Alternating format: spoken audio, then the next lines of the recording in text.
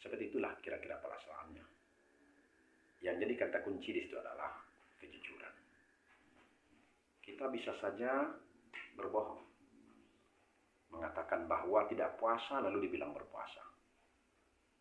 Tidak ada yang tahu kecuali diri kita sendiri bersama Allah Subhanahu wa taala. Sekalipun peluang berbohong itu ada, tapi seorang mukmin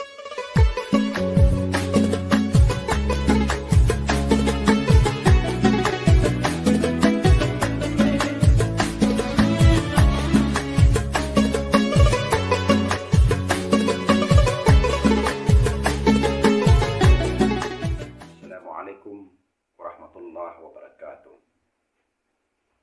Alhamdulillahi rabbil alamin. Allazi anzala as-sakinah fi qulubil mu'minin liyazdadu imanan ma'a imanihim. Ashhadu an la ilaha illallah wahdahu la syarikalah wa ashhadu anna Muhammadan abduhu wa rasuluh la nabiyya ba'da. Amma ba'du, para pemirsa yang budiman, shaimin dan shaimat rahimakumullah. Di bulan Ramadan tahun ini, tema pengajian kita adalah puasa mendidik kejujuran. Kejujuran merupakan bagian penting di dalam kehidupan manusia. Kejujuran adalah cerminan karakter, akan mengantarkan seseorang kepada kemuliaan. Seorang mukmin sejati akan menjadikan kejujuran sebagai bagian penting di dalam hidupnya. Melalui ibadah puasa yang kita lakukan ini, ada satu dimensi yang bisa kita lihat di situ, di mana Allah Subhanahu wa taala melalui ibadah puasa mendidik kita menjadi orang-orang yang jujur. Ibadah puasa itu jauh berbeda pelaksanaannya dengan ibadah-ibadah lainnya. Kalau ibadah lainnya pelaksananya ditengok oleh manusia, ada bukti fisiknya yang bisa dilihat secara kasat mata. Salat bisa dilihat orang, berzakat dilihat orang, berhaji juga dilihat orang, apalagi bersyahadat. Tapi berbeda halnya dengan puasa. Puasa tidak bisa dilihat dengan mata. Kita tidak bisa membedakan antara orang yang berpuasa dengan yang tidak berpuasa ketika mereka duduk berdampingan. Seperti itulah kira-kira pelaksanaannya. Yang jadi kata kunci di situ adalah kejujuran. Kita bisa saja berbohong, mengatakan bahwa tidak puasa lalu dibilang berpuasa. Tidak ada yang tahu kecuali diri kita sendiri bersama Allah Subhanahu wa taala. Sekalipun peluang berbohong itu ada, tapi seorang mukmin tidak mau berbohong. Dia jujur akan mengatakan bahwa dia puasa atau dia tidak puasa. Kalau kita lihat tata cara pelaksanaannya dan segala sesuatu yang menjadi pantangan dalam puasa itu, maka kejujuran menjadi kata kunci di situ. Kaum muslimin dan muslimat rahimakumullah. Urgensi kejujuran ini begitu penting bagi kita di dalam kehidupan. Ada beberapa dalil, baik itu Al-Quran ataupun hadis, yang mendorong kita untuk berlaku jujur. Allah Subhanahu wa taala pada Quran surat At-Taubah ayat 119 mengatakan, A'udzubillahi minasyaitonirrajim. Bismillahirrahmanirrahim. Ya ayyuhalladzina amanu ittaqullaha wa kunu ma'as shadiqin. Wahai orang yang beriman, bertakwalah kamu kepada Allah dan hendaklah kamu berada bersama orang-orang yang jujur. Nabi SAW juga mengatakan dalam hadisnya, dalam penggalan hadis yang diriwayatkan oleh Imam Muslim, Nabi berkata, Alaikum bis-sidqi, fa inna as-sidqa yahdi ilal birri, wa innal birra yahdi ilal jannah. Hendaklah kamu bersifat jujur, kejujuran akan membawa seseorang kepada kebaikan. Dan sesungguhnya kebaikan akan membawa seseorang ke dalam surga.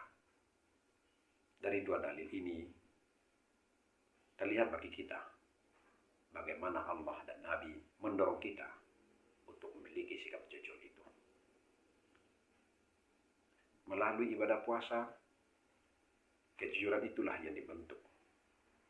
Sehingga ketika kejujuran ada di dalam hati, ada di dalam diri, maka orang yang jujur itu menyadari bahwa sesungguhnya seluruh tindak tanduknya, gerak-geriknya selalu ada dalam monitor Allah Subhanahu wa Ta'ala. Ada dalam sebuah kisah di dalam Akhlaqul Ibanin. Di situ diceritakan bahwa sekelompok murid dalam satu lokal itu ada 40 orang. Ada salah satu dari 40 itu yang begitu disayangi oleh gurunya. Murid itu bernama Ahmad.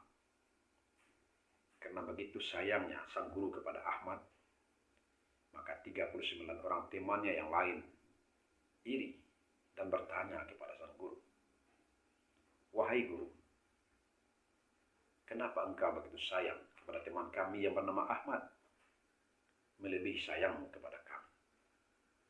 Sang guru tidak menjawab pertanyaan itu dengan kata-kata, tapi dia menjawab pertanyaan itu keesokan harinya dengan sebuah tindakan.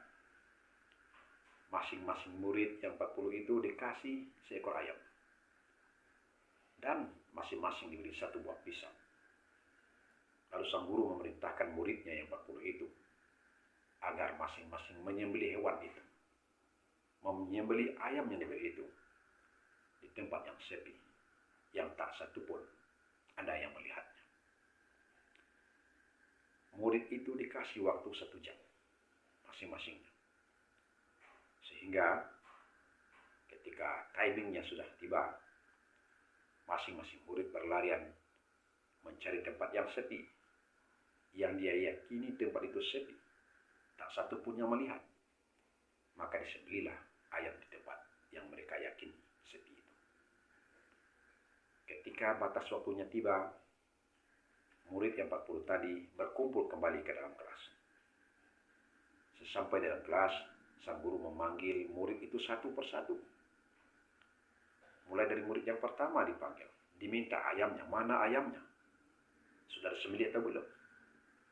Kalau sudah disembelih, disembelihnya di mana? Dan guru bertanya kepada sang murid, apakah kamu yakin ayam ini disembelih di tempat yang sepi? Murid itu mengatakan yakin. Rata-rata mengatakan yakin bahwa ayam itu disembelih di tempat yang sepi. Pada akhirnya, panggilan itu tiba pada seorang murid yang namanya Ahmad. Murid yang begitu disayangi oleh sang guru. Ahmad memiliki respon yang berbeda daripada teman-temannya. Ketika teman-temannya yang 39 menyembelih ayam, ternyata Ahmad tidak menyembelih ayam itu. Ayam itu dikembalikan kepada sang guru dalam keadaan hidup, tanpa disembelih. Lalu sang guru bertanya, "Wahai Ahmad, kenapa engkau tidak menyembelih ayam ini? Seperti halnya teman-temanmu yang lain." Ahmad menjawab, "Saya tidak sanggup menyembelih ayam ini. Karena syaratnya adalah disembelih di tempat yang sepi. Setelah saya cari-cari setiap jengkal tanah di bumi ini, rasanya tak satu pun tempat yang sunyi, yang tidak dilihat oleh Allah. Memang manusia tidak ada di situ, makhluk lain tidak ada di situ, tapi saya yakin Allah pasti ada di situ, melihat saya menyembelih ayam. Dengan demikian, berarti tak sejengkal pun tempat di bumi ini yang lepas atau yang luput dari pantauan Allah Subhanahu wa Ta'ala. Itulah sebabnya saya tidak bisa menyembelih ayam ini." Setelah itu sang guru bertanya kepada murid-murid yang lain. Berkata, "Wahai muridku sekalian, lihat sendiri. Ketika kalian yakin bahwa telah menyembelih ayam di tempat yang sepi, ternyata Ahmad tak menemukan tempat yang sepi di bumi ini. Karena dia yakin Allah pasti memantau hambanya dimanapun dia berada.